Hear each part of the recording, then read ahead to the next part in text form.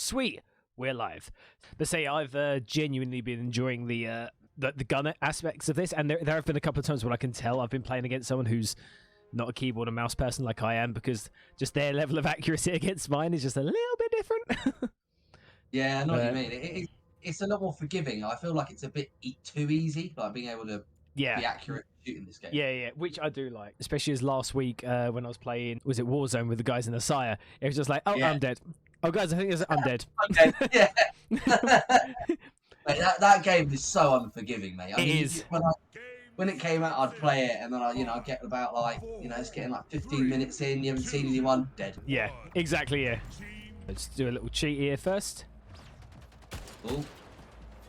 Oh! He's already screaming. He's already shouting. Oh! Watching someone just come along and just twat someone with the plasma, with the bat is brilliant. Big old bat. Yeah, the big old. Oh, is that you? Oh, it is. Yeah. Very big bat. In full Pintglass fashion with the bat. Yeah, mate. Gaff Raider. The Gaff Raider. Talking them out, mate. I remember Barney for my birthday. He got me a whiskey flask with Gaff Raider on it. That's a good friend there. That's a good friend right there. That's what you need. So yeah, this game has genuinely been so fun to play. Like, and the fact that it's free to play as well. Yeah, it's really good. It's one of the best free games I've played for sure. Yeah, definitely. I mean, I'm already preferring it to Apex as much as sacrilege to some people. Yeah, mate. I mean, Apex had its moment. Yeah. At the moment, it's so. Oh, apparently I'm a King Slayer. Oh shit! Ah, finally down by Dark 33 Hawk. The person was called. Have you heard all that stuff recently about this vocalist in a band, and he's saying, "Oh, every death metal vocalist is terrible, and he's the best." Oh, yeah. It's the vocalist of 6 Feet Under. Bro, have you heard his vocals? Dude, all I'm gonna say is this: I have never done death metal vocals in my entire life. If you couldn't tell by my sultry Essex accent. Yeah, but I could do better than him. That's like, oh, yeah. But yeah, that guy was just like, yeah, bands these days are just like, they're so bad. I can't believe what death metal's become. And what is it? It's like, what? Good? What's that meme? Is it the Malcolm in the Middle? Future's now, old man. Oh yeah, I know the one. Yeah.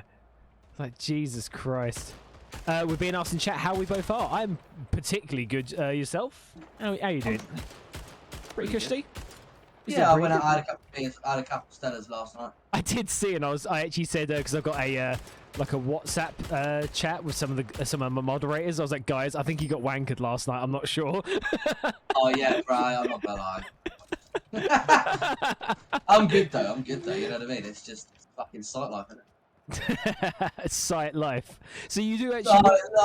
So you do genuinely work on the site and everything. Like it's not just the band. I'm a carpenter. Oh, fair play. Like, how long you been doing that for? Oh, I've been in the building game since I was like 16. Oh, bloody I used to do like a load of labouring, and then I did a bit of hog carrying, and then I did like general construction, like drywall, fucking all that sort of shit. And then I was like, oh, I want to learn a trade, but I was already handy.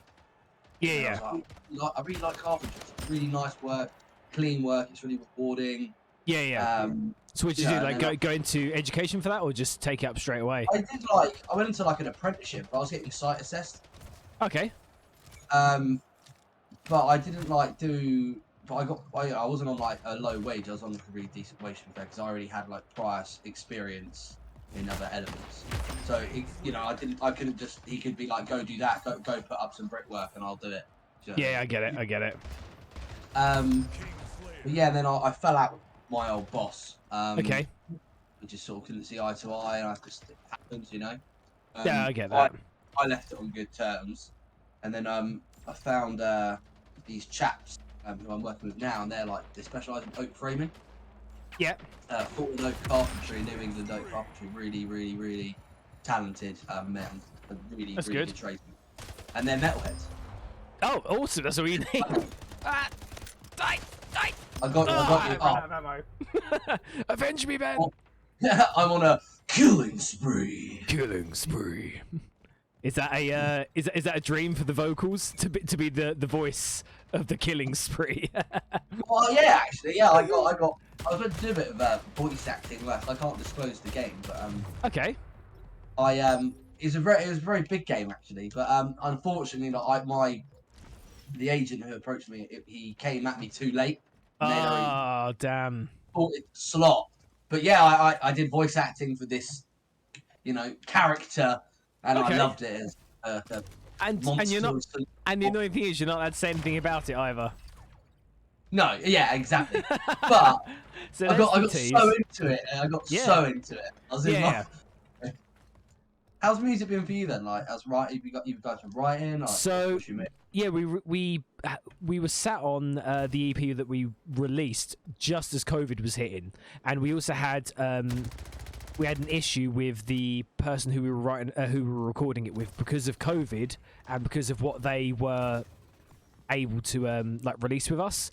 They couldn't get into their studio and all this sort of thing, and it ended up in our shit getting released really late.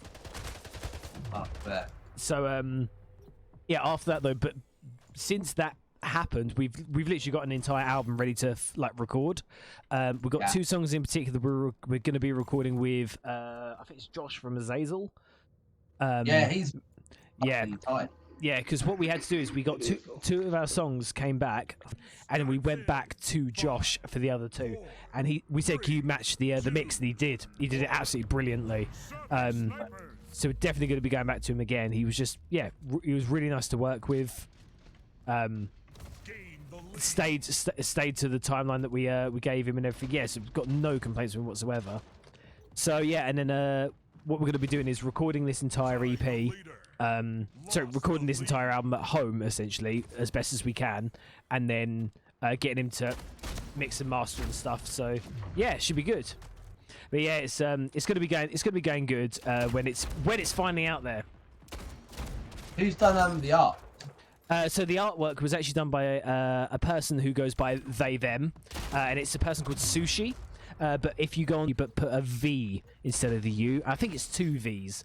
But they are I believe a French art student who literally had come out of university, and we found them online and was like, hey, can you do an album cover for us that's just by the name of a poison tree? And they went, yeah, sure, why not? Like 3 days later, came back with what we ended up having. We were like, oh shit, okay, that's pretty sick. But yeah, they do quite like dark and evil looking sort of styles. Quite. Yeah, I love the artwork for it. It's really cool, man. Yeah, quite. The only way I can word it is like anime vibes. Yeah. Which there's a bunch of weebs in the band, so we're gonna be fine with that. Oh, I just got put down like an unwanted pet.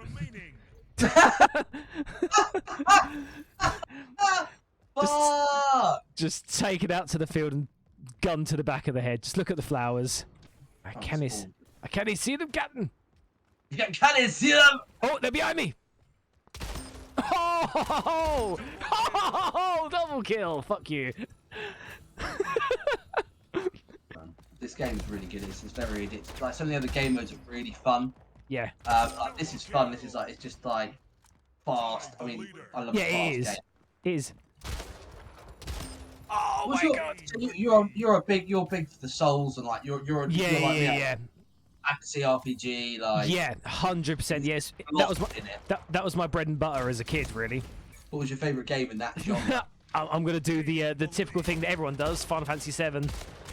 Oh, sick. It was always it was always that back in the day. Yeah, Final Fantasy VII was my first game that I played. It was the first game that I played. I watched my dad play in a game called Shining in the Darkness, and then then the next game was called Shining Force, and I played those games as like I was watching my dad play them, and then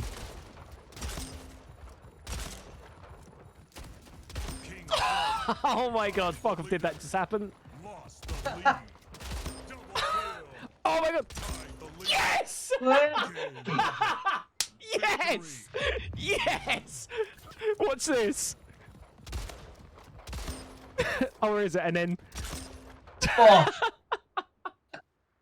That is staying in the edit. But yeah, say it was Final Fantasy VII was the first one that I actually like fully played myself, and then I'm trying to think like what other games there were. So it was essentially Final Fantasy 7, 8, and 9, and then afterwards just branched into like all different versions of fantasy games. But yeah, I remember watching my dad playing. It was Shining Force, Shining in the Darkness, and Shining Force 2 as a kid. But yeah, what about yourself? What was like your? Because if you don't mind me asking, like how old are you as well? Like what games did you grow up with as well? I'm 23. You're 23, so yeah, so about the 7-year difference. You would have seen. I was allowed to play like most games growing up. Yeah. The main ones for me were Ratchet and Clank. Yep. And then it went to Halo. Got onto the first person shooters. And then when Modern Warfare 2 came out, I was just on that all the time. Yeah. All the time. You always have one game that was that like hooked you on the actual online multiplayer. For me, I think it was the first Modern Warfare that I loved the most. Right, so Ben, so you're part of both Bound in Fear and Pintglass. You've got an average of 30k monthly listeners on Spotify. It's quite a few people. Your last album, Penance, and latest EP, Eternal, have been doing pretty well in the rounds as well. You've also now been with Unique Leader for coming up to 3 years. Yeah, is it? Yeah, been with them since 2019. How's the experience with Unique Leader been so far? It's been really good. Like they look after us and whatever we need, and you know they keep on top of everything, like the sales and stuff. And they're really, they're very look after us. They actually like us as people, and they like the music. They're very professional. That's good. No, say because I've seen like there's been a couple of bands going towards them as well. Like was it Osire as well? They're another band who have been using them quite a lot. They've said nothing but good things about them. So yeah, props to Unique Leader, really. Yeah, no, they're really good. Yeah, the UK side of things, they've got us, Osire, and Discarnate. Oh, Discarnate are on them as well. That's sick. Discarnate, for me, they're one of my favourite bands. Like, yeah, they are so talented. I mean, the first time I saw them live, the first time I saw them was live. I'd never heard of them. I'm talking like nearly fucking 7 years ago or so. Yeah, something like that. It was actually not long after they released the Promethean. Oh, bro, that song, that is an ultimate. You are gonna, whatever you've got to deadlift, you're gonna deadlift it with that song. And they all come out. Got a beat down as well. Yeah. But when they came out on stage, I was like, really? Like, just 3 guys? What are they going to do? Then they played, and I was like, oh my god. Like, I'd never even heard of this band before. Yeah, mate, they're fucking all 3 of them! Bruv. That was ridiculous. Oh, god, what a way to end that game. We smashed every round. Absolutely. Well, except one, but we'll edit that out. So, also, with Bound in Fear, you guys have had quite a few lineup changes recently, but the current one seems to be like the most secure. How did this current lineup come about? Because you've got Ben from Harbinger, you've got Shunt from who used to be in A Trust Unclean. Like, how did this current lineup form? Yeah, left the band a while ago. And then he joined back, but we had already filled his spot. Who was this? Sorry, I missed the first part of that. Who was that? Kia. Oh, Kia, your original guitarist, correct? Yeah, a few years ago he left, and then we had a bassist, and then just I don't know why, like we just thought like best for him and best for us if we just sort of like part ways. Yeah. So Kia came back on bass. We had gotten Shunt on guitar. Yeah. Basically on the other guitar. Yeah. So now Kia's come back on bass and Shunt's on guitar. Yeah, that's right. And Ben mended him, and top heavy, like top guy, like he's really good. Yeah, that's awesome. Also, is Keir still like a lead songwriter, or? Yeah, he is. Like we write most of the stuff together. To be fair, that's good. Yeah, it's good to see that. You know, we're always in a room and stuff, and on this record as well, it was mainly me and Keir and Shunt as well. Like we wrote pretty much. We wrote Penance. Awesome, that's really cool because it's nice to see like all the blends of all the different blends of everyone's influences all coming together, which is really nice. All of your releases, like across the board, have always had like a handful of guest vocalists on them. For you, where does the bar stop? Like, at what point are you like, we've done it, we've had the best? Oh, I think when we started the band, we were like, we just wanted to have a few mates, like on guest spots and stuff. And then it got to a point where we were like, oh, we want some like heavy hitters, you know, like Tyler from Trade, Carl from Body Snatch, and you know, then when the album Penance Now came about, I was like, Jamie, not only just like working with him from the label, but he's one of my biggest influences as a vocalist. Like, I love growing up in college. He said he'd like to feature, and I was like, absolutely. And on this album, it was like going for people who we wanted on the album who would really complement the tracks and who would want to be a part of the songs and like really give it something. Yeah, no, I get that. So for me, I feel like it doesn't matter how big or small a vocalist is in a band. I just feel like if they have that sound, that like offering of something that someone is to give, then they're the person for that track. Yeah, the song has to meet the person, because we have that the same. Like we'll write something, and then like my vocalist Dan will be like, I really want X, Y, Z to be on this song, and we're like, oh, okay, like I can actually hear that person being on that track now that you mention it. Yeah, I feel like Taylor Barber from Left to Suffer, he's a mate of mine, and I messaged him like, do you want to feature on the album? And he was like, yeah, and he smashed it. But there's a clean singing in our album is all me. Oh, and serious? Everyone thought it was Taylor on the end of the song, and I was like, no, it's my clean singing. No, that's me. But yeah, I've been like wanting to sing on tracks for a while. Like my mum, I've never utilised it, but she's like grade 8 vocal coach. Oh, okay. She's not any. She doesn't teach anymore. She is like, she's like grade 8 pianist. So she's very musical. Yeah, it's awesome. It's awesome to see that you got someone like that musically inclined as well that can help you develop your vocals as well. It's awesome to see. Yeah, because I was singing in my room and I was like, what do you think of that? She was like, it sounds too strained. It sounds like shit. And I was like, oh, okay. It's good to have someone who can push you though. Like, yeah, just do that, just good. Yeah, and I took what she had to say and I put it into play and it did help. But I was never originally a vocalist. Okay. I was a drummer in a band when I was 16 with Kier. I saw a video of this. You were playing. Oh, what was the song you were playing? Yeah, it's Born of Osiris. Is it Bow Down? I saw that video. It came up on Facebook. But yeah. Little fucking long fringe. Dude, we all had the long fringe. We all had the long fringe. Yeah. We all had that. Everyone had their straighteners out, their GHDs. Also, say you also guest vocal for a lot of other bands as well, like, especially in the UK. What's it like being so in demand? I find it really humbling, really. Not humbling. I don't know the word. Like I'm like always like super chuffed and honoured when people ask me to feature, because at the end of the day, like I'm just a dude, just having a good time, like doing what I love. And when people ask me, I'm like, fucking yeah, let's do it. Yeah, let's make it happen, you know. Yeah. And it is really nice. And sometimes like I've had to turn a few down because like, I remember I had like 4 people at one go like messaging me and I couldn't do them all. And no, that's absolutely fine. I would have done more, but like I didn't have time when I was working over lockdown. Yeah. First lockdown, just flat out with work. I just worked 7 days a week for about 3. And yeah, but no, it's really nice like people knowing who I am, and just because I'm just like your average Joe, man. Do you know what I mean? I find it weird. I get that like, feeling, yeah.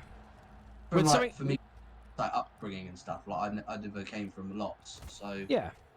When you have people saying yes to things that you like really want to be a part of, or something along those lines, you're like, oh, people actually want this. Yeah. Yeah, I mean, even this, what we're doing right now, like I didn't think anyone would want to do it, and I've just had nothing but people saying, oh, this is actually a really good idea. I'd love to do it.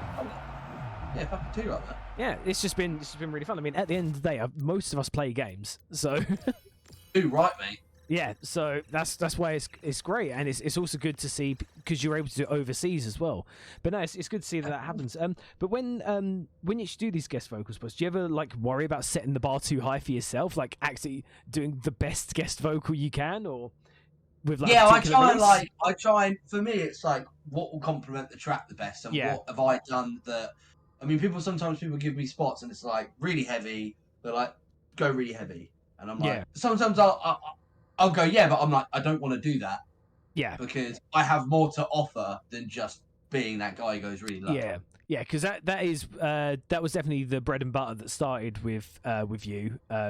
I'd say, anyways, like seeing you was always known as, oh, have you heard this guy's vocals? Like even if anyone in chat ever checks out the Carl Lamb interview that I did, like he said that one thing about your vocals that he loves in particular was you actually have that raw aggression, which a lot of bands don't have nowadays.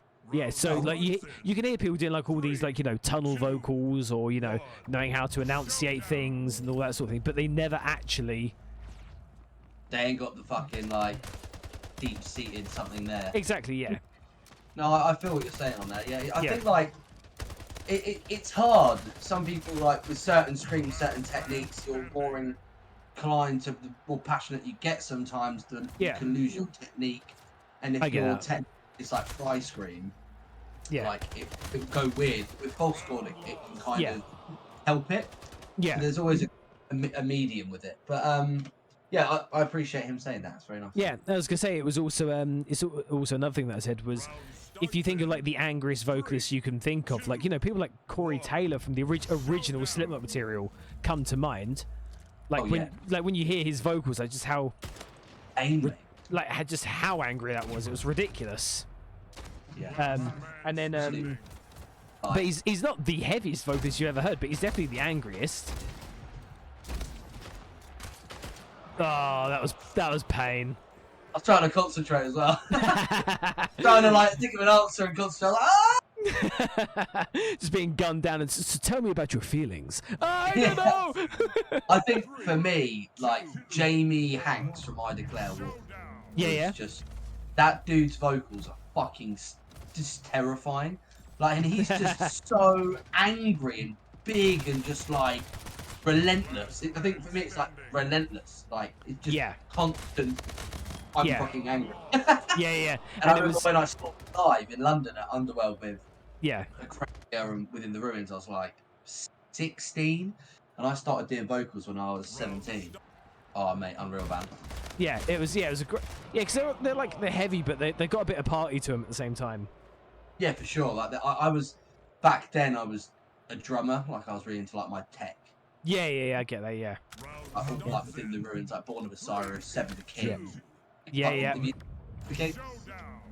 Yeah, I know that. They are like just one of the best bands in deathcore like ever. I know that feeling. Oh my God! I won the round, but also died at the same time. The bat thing's weird, isn't it? It's really weird. You saved us there. That was the match point. Yeah. Yeah, it is interesting to see like how your music taste changes, and like almost like so to you're almost like changing music taste changed what you were doing as an instrument as well. Yeah, because we were like writing. I remember the day, and like everyone in the room looked at me like, "Well, Ben, that's a bit different." Like when you do vocals, you mean, or yeah, like we had like my mate Link, our old vocalist. Kia, our bassist Joss, and it was like we never released anything. We're a deathcore band, and it was just like, you know, my first band, like we weren't making by any means. And then our vocalist was recording vocals. We were all getting a bit pissed up. Yeah. And then everyone starts having a go on the mic. And some people are doing inhales for a laugh, and they're like, "Go on, can you give it a go?" I can't do it. I just fucking belted out this scream, and they were like, "Whoa, that was sick. That was actually good." And I was like, "That wasn't half bad, was it?" So I went home, and then every morning I went in the shower, and I was just there like, it's always in the shower. It's always in the shower. Every single story of this, it's always like, "Yes, I did this in the shower." Yeah, my parents thought there was something called down the plug hole. It was just me going. Yeah, and then it developed, and you know, I mean, I did hardcore shouts, but I dropped them. I'm pretty sure that's how everyone starts. I'm pretty sure everyone's in that sort of way.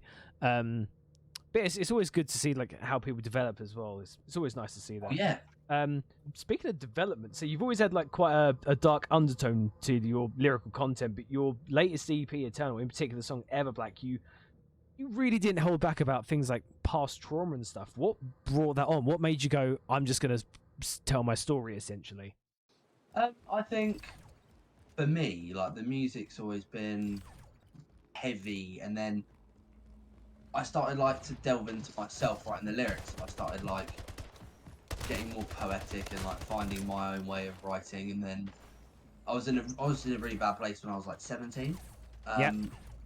Due to stuff like growing up, it really came back and bit me in the arse, man. Like, mum, I had no choice but to like kick me out basically, and I never lived.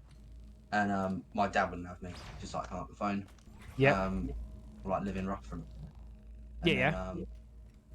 Moved into like a YMCA for a while when I was like 17. Okay. And then I wrote, and that's when we wrote sort of like Hand of Violence. And Okay, right, I got it. Bad spot. I was just going out drinking, fighting, doing stupid shit.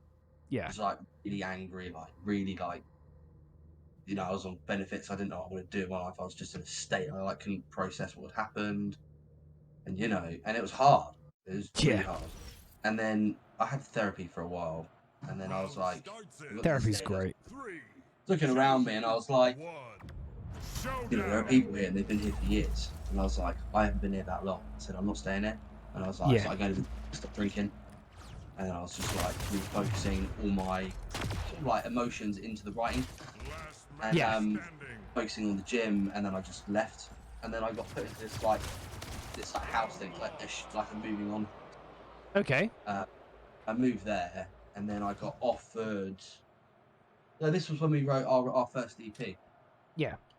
And then we got offered I got offered like a session drumming tour around Europe for like 4 weeks. Like 2 weeks, two 2-week tours around Europe. So I go, and I come back, and the house had been raided 4 times. By the police who was living there were like putting on squat raves. One of them was, you know, out of prison, and one of them was holding his brother who had been hiding from prison. He was on the run.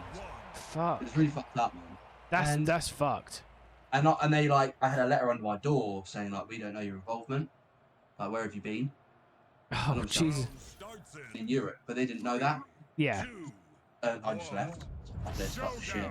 I'm done. And then this was like, you know, a few years later, and I said to my mum, like, I'm sure I move back. Like, just try things, sort of come back. It's cool. Like, I'm good now, and I just want to work and like get on shit. She was like, that's fine.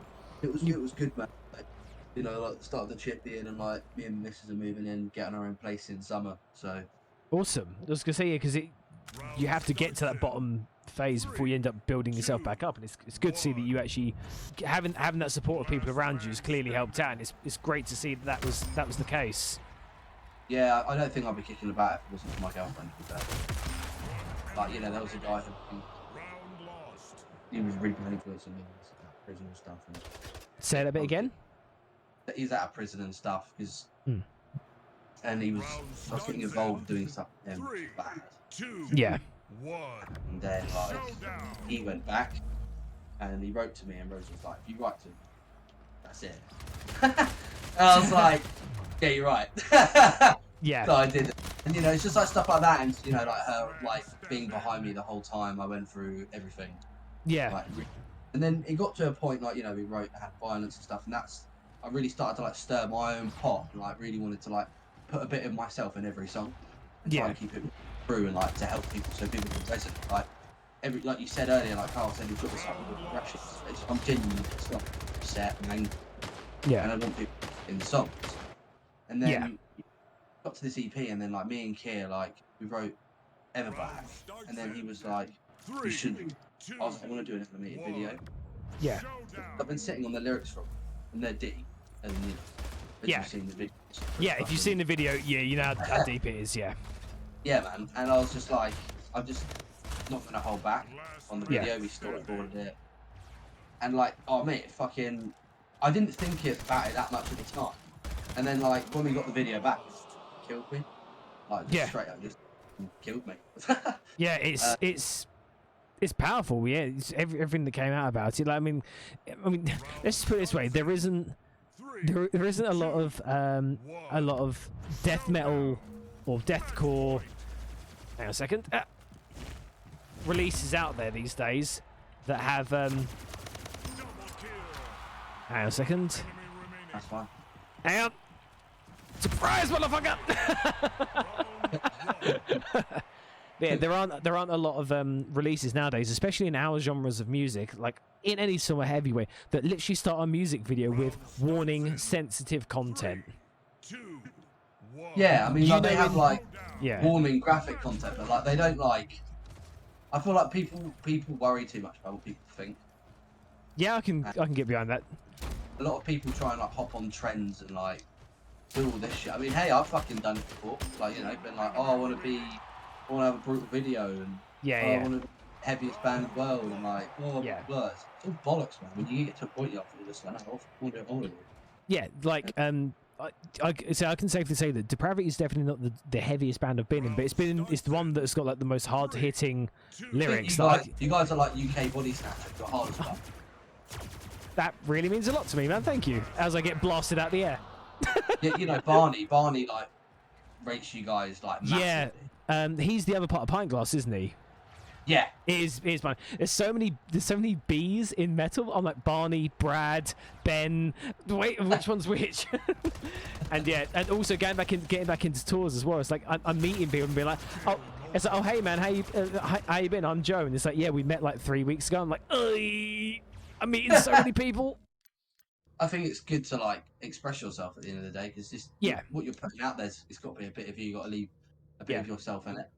And the video, like they were seeing like the responses of people, like commenting. Oh man, it was just madness. I mean, like, you know, it's not like got loads and loads of views, but like the people who have viewed it and like have commented, like there's people out there who like haven't spoken about stuff and they've messaged me like opening up and stuff. I remember we did a few headline dates in Europe, and like there's this dude and this guy came up to me like, I mostly wanted to see you for months, and he's like really like gassed, but he's like really upset about it.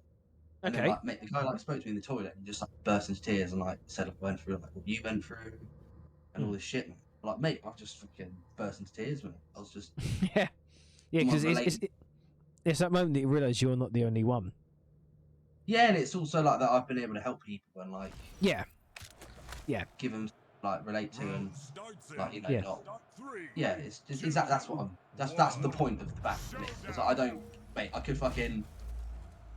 I'd leave it tomorrow, mate, if we didn't stay true to like what it's about. Yeah, no, I get that, and it's awesome that you do stay. A big name, mate. I need to be a big name. I need to be an honest person and just like have a fucking good laugh and like help people along the way. Yeah. No, it's great that that's there, because you also have that, like, you know, the first time you went to see a counsellor, you know, there's part of you thinking, or a therapist in any way, shape or form, you sit there thinking to yourself, I'm the only one who's going through this, there's no one else who's going through the same thing as me, even though there is literally a job called a counsellor out there. You know? Yeah. And there's like, you know, there are people out there doing this on a daily basis, helping people like left, right and centre. Yeah, man, it's sad, man, because like metal, there's such like a masculine thing. Yeah, it does. And, like, I'm a masculine bloke. I'm a bit of a boisterous bloke. Do you know what I mean? I work out and I do all this shit, and I go to the gym with the box. Yeah. You know, but sometimes like, you know, you gotta like let down your guard and just be like, I mean, mate, every time Pound of Fear plays, I remember people go like, "You're the scariest person I've ever seen on the stage," and every time we play, I just like last gig we played, I just started crying. Do like a little speech. And you know, I think a lot of people said, oh, it's really important, and there's not many people doing it, like opening up and not being worried about being this macho thing. Like, you are a human being. Yeah. And you know, I think it's good. I think people need to drop the fucking I'm a hard cunt shit, because even if you're a hard cunt, you have a soul. Yeah, so even if you do it like as a joke, you know, and people understand there's a gimmick behind it, sure. But like, don't do it for like your entire life. It's gonna fucking kill you. Yeah, man. Yeah, and it's just like you ain't got nothing to prove. Yeah, like who are you trying to prove it to? Exactly, but that's the thing. A lot of people do it because they're trying to hide from things that they think about in their life. Yeah. be it like things they've gone through growing up, or break up, having no money, having shitloads of debt. You know, everyone has their worst, and I think like it's important for a music scene and as like a collective of people, to all cover and to show that. I get a bit deep. No, dude, no, that's absolutely fine. That's what these questions are here for. What advice would you give to anyone who's gone through anything similar to you? I think don't like bottle it up. But don't. What's worse than bottling it up is just thinking that you're letting it out with a vice. Like you're like drink. I had a mad drinking problem. I drank so much. Yep. Like, yeah, that was the culprit for me, and it triggered my anger, and like it was bad. So yeah, like you need to talk about it. You need people like realize stuff like you need to listen to them, but you won't listen. No one will listen to anyone until it's too late. Yeah, that's always the way. You know, you can have this. Mate, like I had like people trying to help me, but I was like, you could have 100 people trying to help you. Yeah. But you're not going to help them unless you help yourself. Yeah. And I think you need to like assess a situation even if they don't think it's a problem now. My mum always said to me, you know, it may not seem bad now, and about a lot of it. So she said, when you're a kid, it's going to be right. You know. And I said, yeah, you're right. It is, but right now I'm good, and I've assessed a lot of my issues, and to the point where I can get on and deal with it. But yeah, learning the tools to do it is you learn how to deal with things and understand things. Yeah, and I think it's important for anyone out there, like, you know, to just, you know, to talk about it. It is a big fucking killer, man, to people. It is, unfortunately. It is just and we see it in our scene in every way, shape, or form. Just how much of a killer it literally can be. Are there any charities or organisations that you know about that could help out, or was it literally a thing you did yourself, or anything to avoid? For me, it was more. I'd been on this like waiting list. I got this like psychotherapy, and it's like super. Like intense sort of therapy towards the end of it, and like it's really weird. Like you don't. I mean, I've had therapy for like 9. Yeah. For stuff. And this woman, like, she was bloody good, man. She just knew what to say and like knew how to get it out of me. Do you know what I mean? Yeah, everyone has different. I don't want to use the word triggers, but like different things that help them get the things out that they want to say. But I thought there were things that I didn't even remember. That, like, yeah, it's what. It's like, what trauma hides, unfortunately. And then, like, but you know, it gets to a point. It got to a point. She was like, "Our year's up. Continue." Yeah. For doing a year, and I said, "I think I'm good." Yeah. You know, it's like, "You sure?" And I was like, "I think I've found enough about myself for this point in my life." And you know. Yeah. That's absolutely.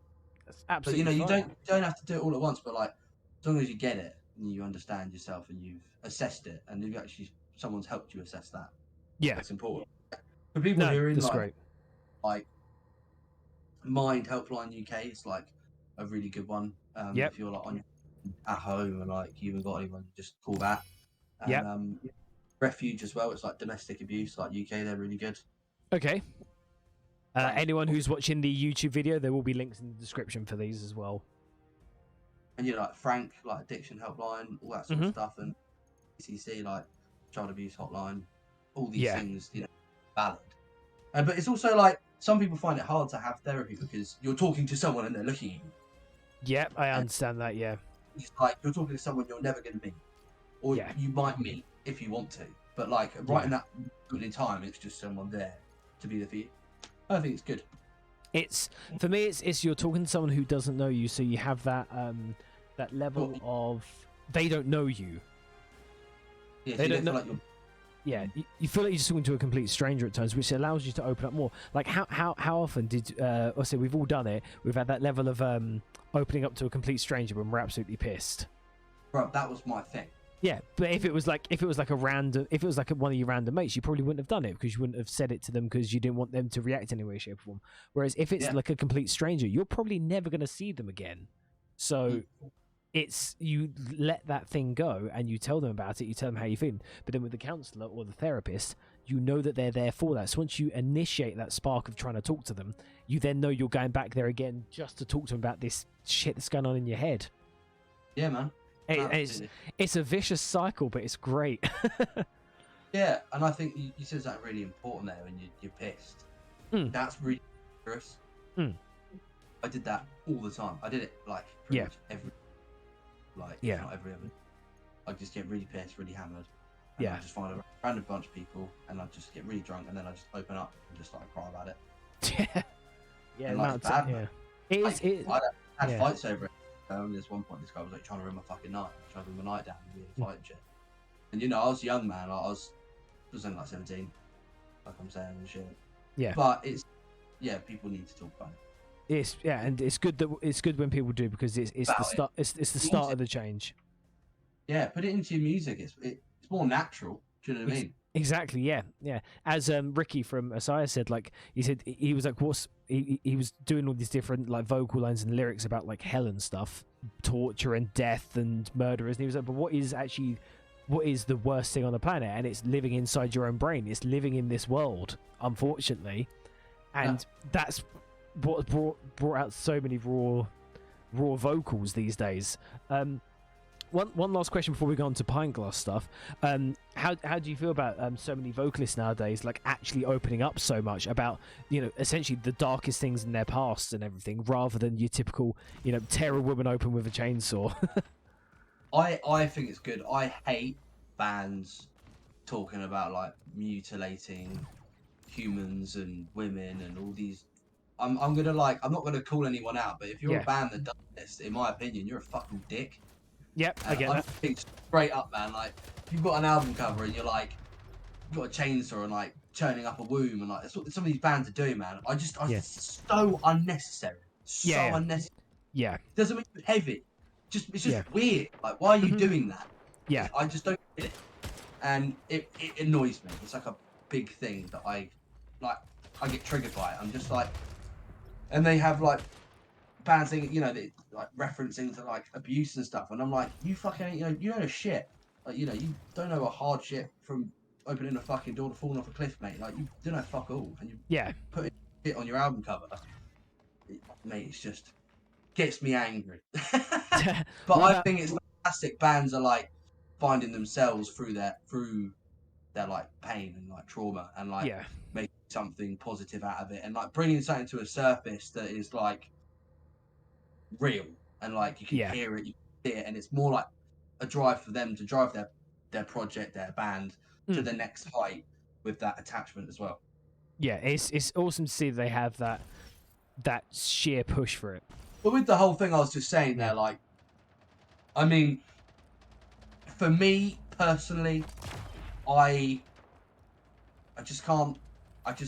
There's other ways of doing your art, and I think some extreme death metal bands and stuff, like, I don't know why they do. It just does nothing for me personally. They may do other things for people. It's like a gimmick. It's a joke.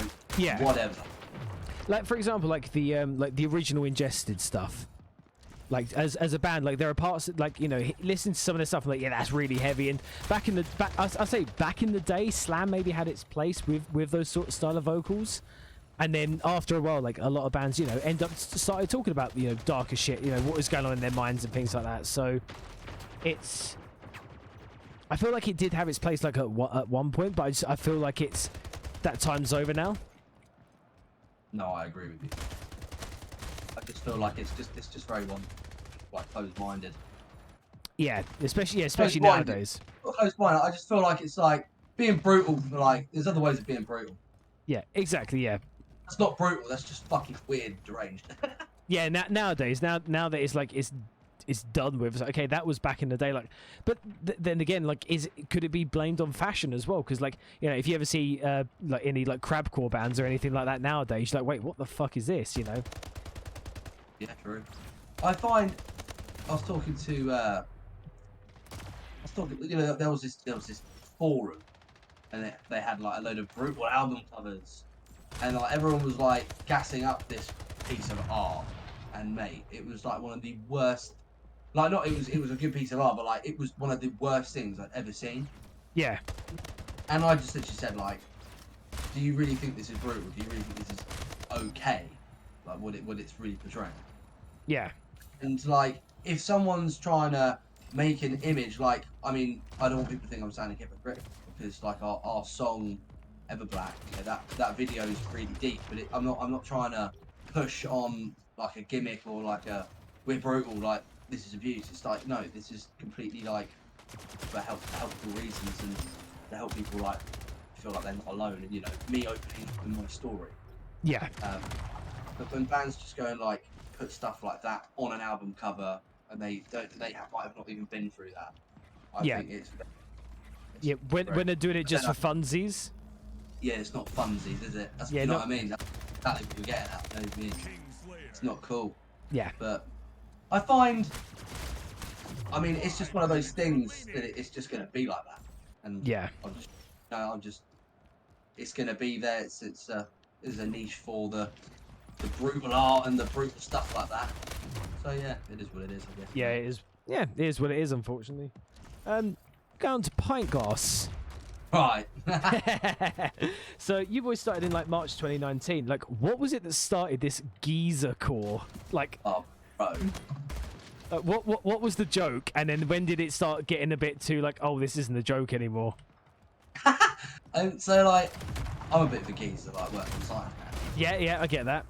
Fucking, me and Barney playing Fortnite. I don't really play games anymore as much, but playing Fortnite. bit of an ironic moment to be saying that. No. I don't play games that much. Yeah. Well, no. Since I've broken the ankle, I've had a lot more time to enjoy it. Yeah. And Barney was like, "We should start a band about like being a geezer working on site," and I was like, "I'm coming around this tomorrow." I like it. I'm on my way. And yeah, but I went around because Barney writes pretty much all the instrumentals. Like, oh really? All the instrumentals on Way of the Geezer, and then our split EP, our drummer Ian wrote the instrumentals. Yeah, Barney's like super talented, dude. He's fucking one of the most talented boys going, man. I was about to say I didn't know he actually did all that as well, because I've seen him post. He wrote all of Replacer. Oh really? Yeah, he is Replacer. Ah, I was about to say he was, because I believe they called it quits, didn't they? Yeah, Barney called it quits because he wanted to focus on like he hasn't got the time for it. Yes, but in my opinion, man, that fucking album that he dropped last year is my album of the year. Fucking ridiculous. It's fucking great. Yeah, it was really fucking good. Because the other thing is that whenever we play a show, it's like, oh, is that Barney? There he is. Yeah, we're gonna have a guestie halfway through this. Yeah. We always know, because yeah, I know Barney. I know Barney's a big fan of us as well. So it's great to see that you know, it's all close knitted together. We're all an incestual group of us. Yeah. All together. But now, yeah, I went around. Barney wrote it. But he wrote this demo when I was there. What was it? Ivor's Hate wrote the demo. We wrote the lyrics of the song in like one evening. Took a photo with like our work gear on, because like Barney's dad's a bricklayer and like has his own like building firm. Had his own building firm, and then he got Barney into the trades and that. Right. Okay. And then we put all this work gear on, took a little photo, posted the song that night. And in like 5 minutes, oh, do you want to play our show? It's like all this shit. And I'm just like, oh man, this is funny. And then what like, have we done? Bad over it, and the lyrics are bad. Like, they're not bad. They're like, they're in borderline, some of them.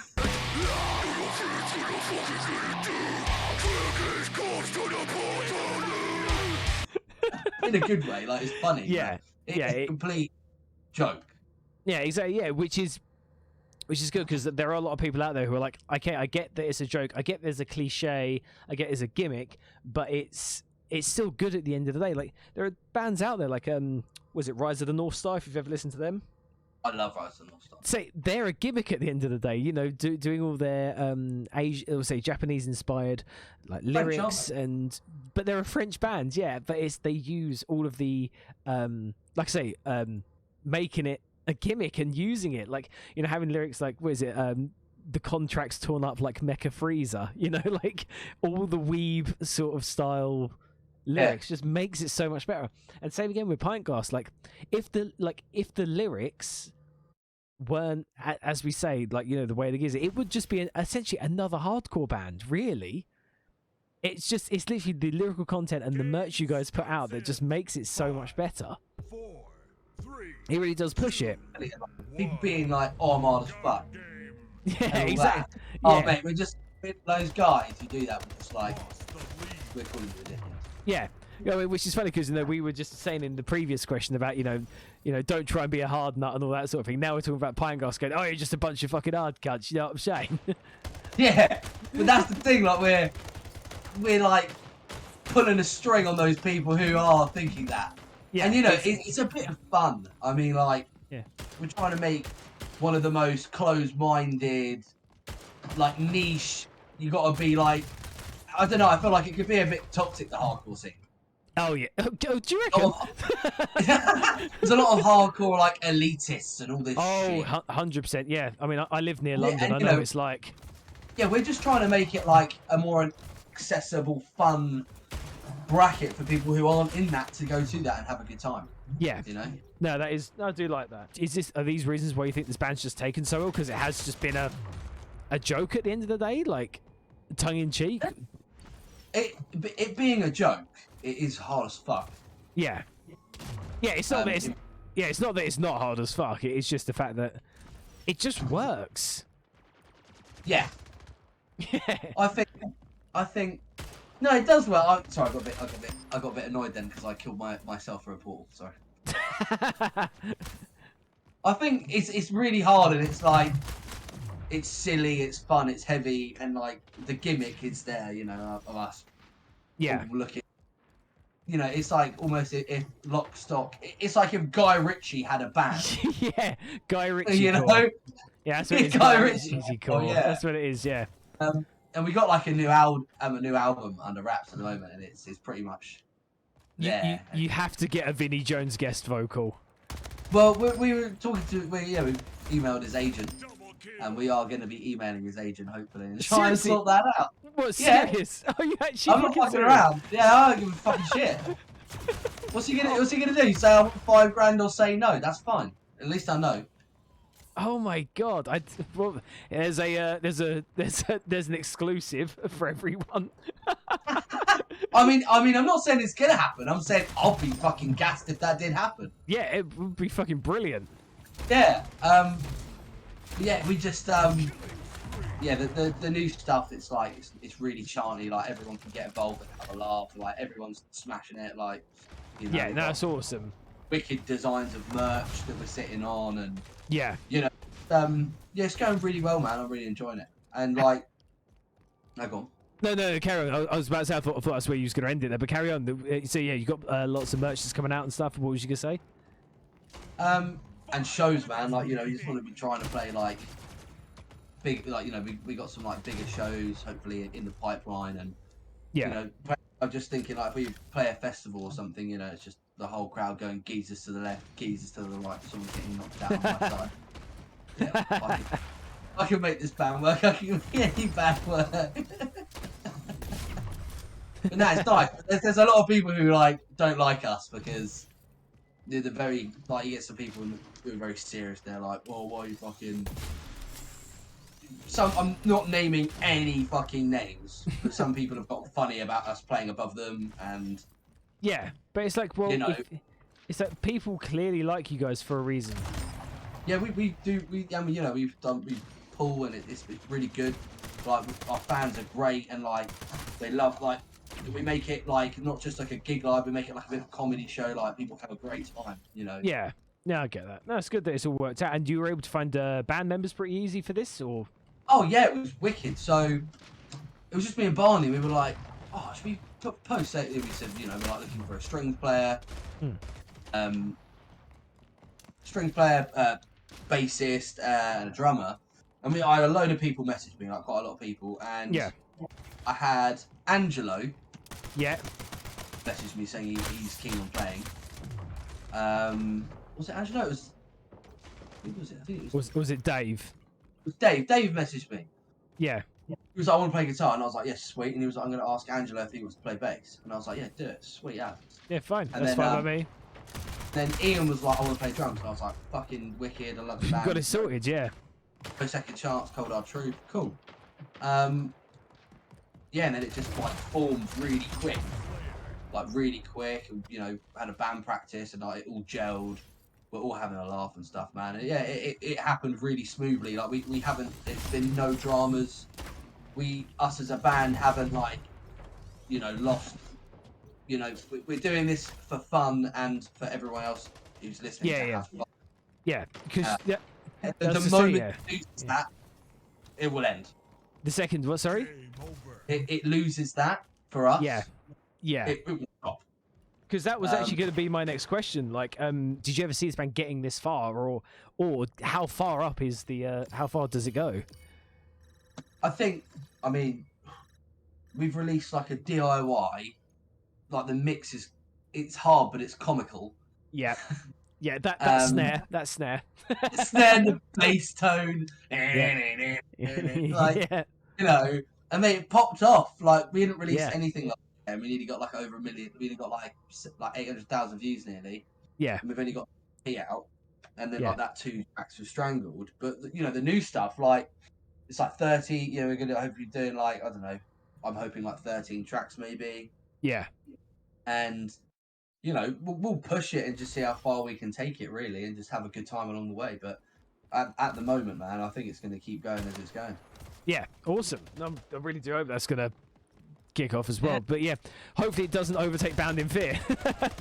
I mean, for me, like some people get really funny with like, oh, with tours. But the band who had the tour first, I will do that tour because that's only fair. Mm-hmm. My opinion. Yeah. Can't just like about to go on tour. Oh no, my other band's getting a tour now. I don't think that's fair. Yeah, I get that. And you know, it's just people get funny with like. People, I've been asked this question a few times. Like, I hope it doesn't overtake Bound and Fear. And I'm like, hey, like at the end of the day, like I said, I'm in Bound and Fear because I love it. Yeah. And if Pintglass gets bigger, it gets bigger. It's still my band. Yeah. So I'm happy either way. Yeah, no, it's awesome. As long as it's what you enjoy doing, that's the best bit about it. I'll say because you guys have done pint coasters, high-vis jackets, you know, Yeah. as part of the gimmick. Where does the merch stop? What is the top tier pint glass merch? Are we going transit vans? Are we going pneumatic drills, JCBs? Where does it stop? Well, I want to get like a Pintglass like drill cover for my like impact driver. Yep. That'd be hot as fuck. I just That'd be- imagine that yeah. like a baseball bat Pintglass on like the back of my drill. That'd be fucking sick. Like, you know, on the side of my big skill saw, like my plunge saw or something. That'd be hard. Oh, mate, we want to do it all, like fucking hard hats, fucking all of it. yeah, that'd be fucking sick. I mean, fucking hell, hard hats in the pit. You know for a fact you're just gonna get headbutted by someone. Well, you know, I remember our fucking drummer saying when he played New York or something, this band had like machetes. Fucking And people hell. were like swinging machetes about in a fucking pit. Jesus fucking Christ. I was like, let's not get hammers, yeah. Let's not do hammers. No, let's not do No. something that we can be held responsible for. People mosh pretty hard. You know what I mean? Yeah, I've been on the receiving end of it plenty of times. Yeah, can't go to a gig without me getting fucking injured in some way, shape, or form. I'm a fucking old man now.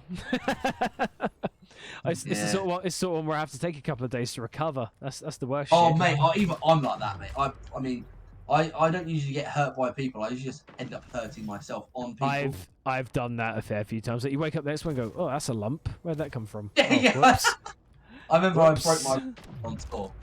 You broke your what? My wrist on tour with Osiah. Oh my god.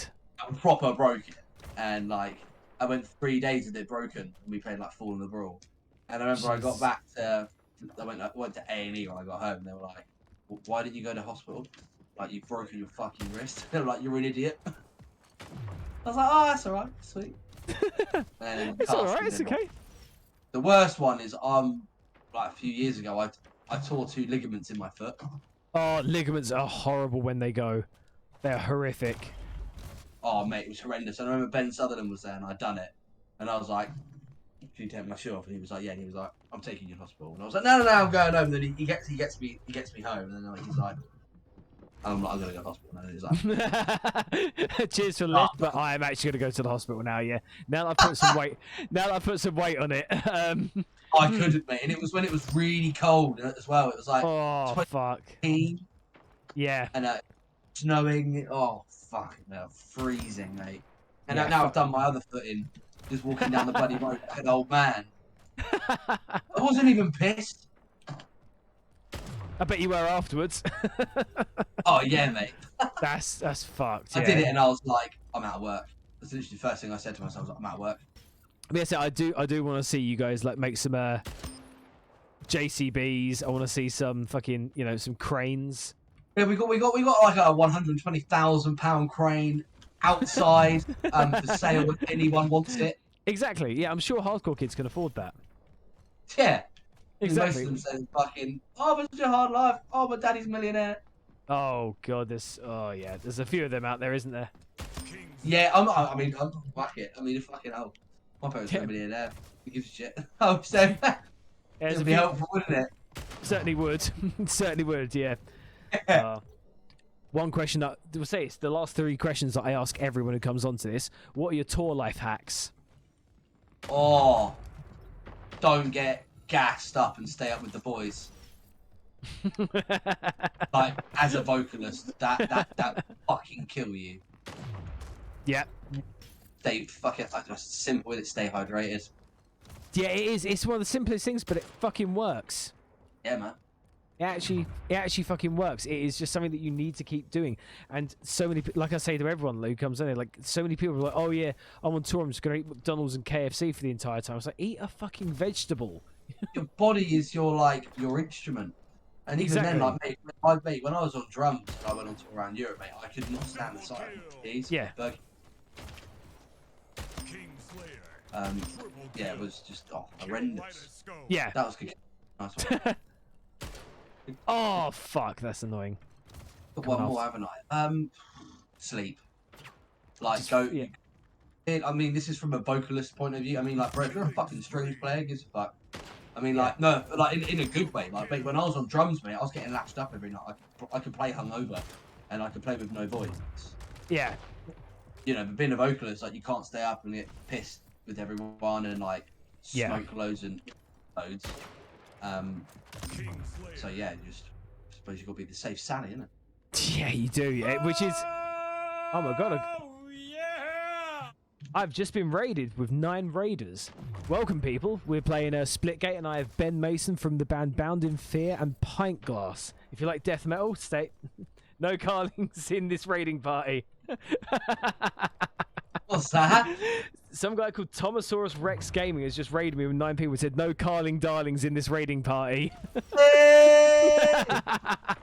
He fucking knows.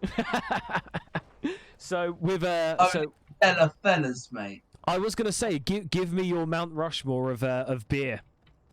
What? Oh, Go on then. Let's hear the Pintglass Mount Rushmore of beer. Stella. Yep. Stella in a bottle. So there's a Stella in a bottle, Stella in a can. Stella in a can. How else can you get Stella?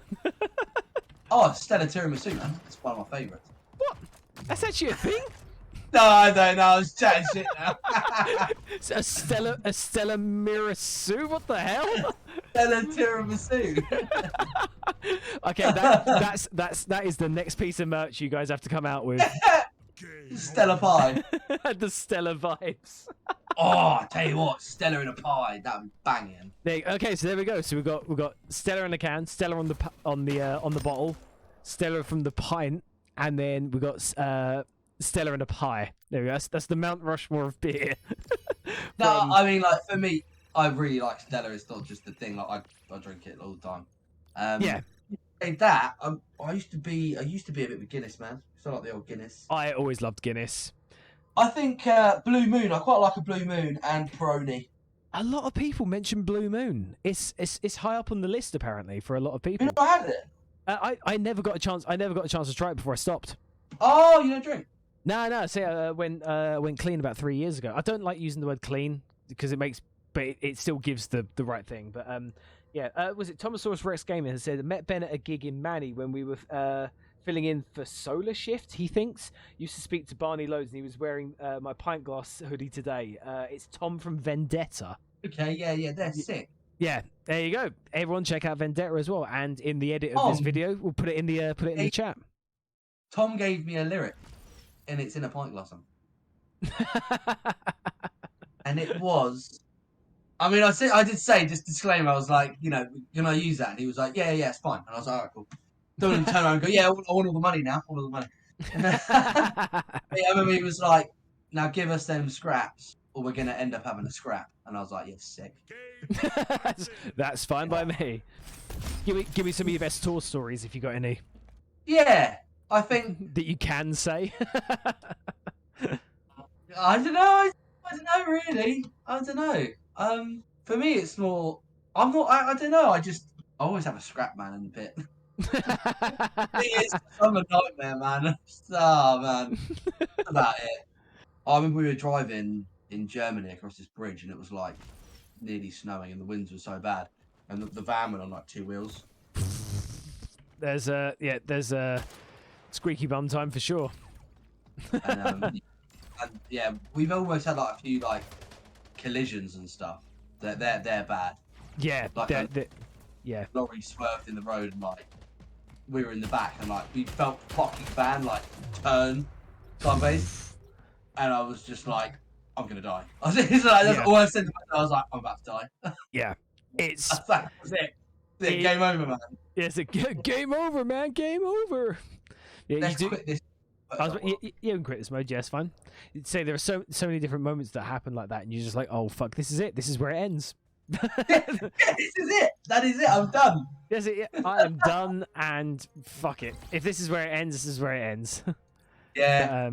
But yeah, there are a couple of times that things like that fucking happen. They're fucking terrifying. You don't realize until you're there, and it is like that guy in Saw says, is you don't know the value of life until you face death in the face or something. You're like, oh, these things happen. Because funnily enough, it was actually I saw on my Facebook memories. It was 11 years ago. Today I was in my first band, and they went to go out on tour, and they was like, can you make it? And I said, unfortunately I can't get the time off. They had a car accident, and the seat I was going to be sat in got crushed. Oh my god. Yeah, and I was like, when I saw the photo, I was like, oh fuck. I was like, who was in that seat? And they went, no, that seat was empty. That's where you were meant to be sitting. I was like, oh. Okay. Holy shit. Yeah. Luckily no one else was hurt. Like they were like, well, they were hurt, but they weren't like fucking maimed or anything. So that was good, but yeah, it was a bit of a pant wetting experience. Oh, I've got to find it when we're on tour, right? Yeah. This is Band in Fear. Yeah, we're playing like headlining in Europe, and we're playing this tune. Oh mate, it just cracked me up because I was so annoyed, and then afterwards it totally made sense. But there was this fucking dude, right? There were these 2 German dudes. They was like pretty smashed up. There was this bird like front of stage, like having a good time, like getting gas, like having a laugh. And this dude like went up to her, like picked her up, and like she got annoyed with him, and I tapped him on the shoulder. And I was like, I put like my hand across my neck, like back and forth, like stop, like don't do that. That's not okay. Yeah. And then he did it again. I tapped him on the shoulder, and I've just slapped him in the face, right? And I'm like, fuck off, mate. Like, that's not cool. And he just walked away. And our drummer, like, he fucked up a little bit. Yeah. Like, and I turned around, and I was like, what the fuck are you doing? He was just like literally crying in the drum chair. I was like, why'd you fuck up? He's like, you smacked that dude so hard in his face, dude. He's like, you slapped him, like, mate, I sent it, mate. But I was like, that's not cool, man. Like, this woman is just, you just, like, groped this bird up. Yeah, and you were like, I've done something wrong because I told you to stop. And then he did it again, and she got really annoyed. And I'm just fucking slapped him in the face, like, stop it. Yeah. Everyone's, like, in the venue just cheered. Yeah. And, oh, mate, it was quite funny. Exactly. That story quite funny. But see, you protected someone. At the end of the day, you protected someone. Yeah. Yeah, man. And that's what was necessary. It was needed. You needed to do that. So, and it's good that you did. Yeah, no security was like picking up on it. I was like, mate, for me, mate. That's shit. I'm my own fucking security, mate. Like, if someone's going to be a dickhead, like, if it's my band playing, like, that stage right there is like that is my room, and I'm in charge, and so like giving people a good time and looking after people. You know. Yeah. Like, you know, you got to do. I mean, I'm a bit heavy-handed, but that's about that, mate. If you're going to be a dickhead, you're going to get. Ben behind you. I was throwing out. I was just like, "You're gonna be a dick. I'll get a slapped." Just for yourself and both the bands in particular, what are your plans for 2022? Anything you're allowed to announce, anyways. A few things I can't. Certified new music. Yep. That's happening. Tours, shows to be announced, like even tomorrow. That's shows tomorrow. Oh, sick! So check out the Bound in Fear page, the Pintglass page, the Pintglass page. Yeah. So yeah, check that out for a new show tomorrow. Or maybe more. Who knows? Or maybe more than just a show. Oh, hello, little tease there. Yeah, and just for people who are listening, yeah, when you come to our new shows, we'll be playing a new song. There you go. Want to hear a new tune? Like, get down. Yeah, it's gonna be. Looking forward to it. It's gonna be a good one to see. Because this will be your second release. Yeah, man. Yeah. Yes, it would. Yeah, if it's your second release. I'm stoked on it, man. Like, I'm not surprised. Wicked, like, Barney's fucking, like I said, he's... You know, you have, like, people in bands who, like, write everything and they're, like, the genius of that, mate. Barney's, like, beat-down boy genius. That kid is fucking, like, rips the hardest beatdowns going. I was about to say, we've got the same with our band. Like, our bassist writes a lot of our material. He's just one of those people who just sit at home and be like, hey, so I just wrote this, and just sends us an entire song. And I'm just like, I've done like a riff. Yeah. But he's done like an entire fucking song. Like, okay. Yeah. Who would you say is your favourite band at the moment? Who are your top 3 favourite bands at the moment? Oh, don't do this to me. I'm doing a question. I mean, I'm not going to be a cunt and go, who's your favourite band at the moment? I mean, you can't do that. So, are we talking about like of all time or at the moment? At the moment, man. Not all time. The bands I'm listening to at the moment, genuinely, number one, See You Space Cowboy. I don't know if you've listened to those. Yeah, they're sick, man. Yeah, like my Space Core. I love it. I feel that. Yeah, that's got to be number one. Who else are my other bands that I'm listening to most at the moment? I think my other 2 at the moment would actually be Gassed Up, because I've just been listening to them a lot, and Horned. Oh, mate. Horned, mate! Bruv! Dude, the Red Fire album. Yeah. Imminence or Eminence or whatever it is. Mate, when they come over, mate. Oh, fuck. That was going off, mate. Because they. But that's so murderous. His bars, he's just like, they're French. They're like, his French twang to the beat. Like, yeah. It's all that. Is that, was it like that? No mercy! All that sort of stuff. It's so good. But it's the I can't remember the full name, but it's Apostle of something. Of darkness or something. But yeah, oh my god, that song in particular, just like the beat down at the end of it just didn't have to go that hard. What was I say, what about you? What's like a top 3 bands for you at the moment? Not of all time. Right no, yeah. I was thinking about this earlier. A band called Modern Colour with the American spelling. They're kind of like they're a bit like Citizen. Okay, right. Imagine like Citizen had a baby with Deftones. Oh, okay. Right, I got it. I got you. Really good. Their track alone is like my best track of the past like 2 years. It's amazing. Yeah. A band called Creeping Death. I know that they're playing a lot of shows with like big bands, aren't they? Yeah, they're sick, man. Yeah, dude. Like, they're like getting really big in the death metal. Like they're like death metal thrash. Yeah, the old school mix. But mate, they're 2 steps. They're the riffs, the dive bombs. Yeah. It's just gas up music. Well, who's number 3? What's this? Barney's Band Replacer. That album's gas. It's a big big album, man. That is a hard album, and it's deep as well. Like one of Barney's very close friends sadly passed away, and like there's a tune on there about him, and mate, like you feel it, like, you feel that tune. I mean, if I listen to it and I just feel, you know, that feeling, your skin is crawling like up the back of like. Yeah, when a lyric hits you like really fucking hard, and you just sat there like, oh shit.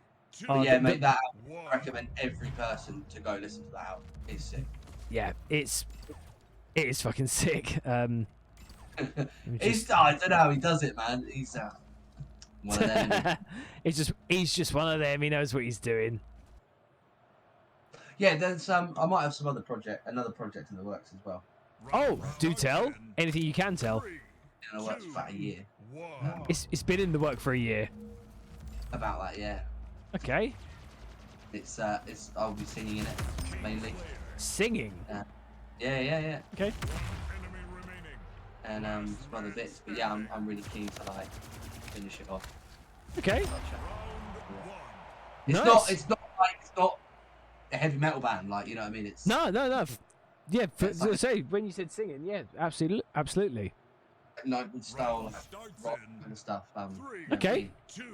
Have you got like members already sorted or? Yeah, man. Yeah. I'm not gonna say who yet and like and whatnot, but yeah, they like, you know, it's like a venture I'm not gone there. Yeah, man, I'm super stoked. So, cheers again for coming on, dude. It's been an absolute pleasure.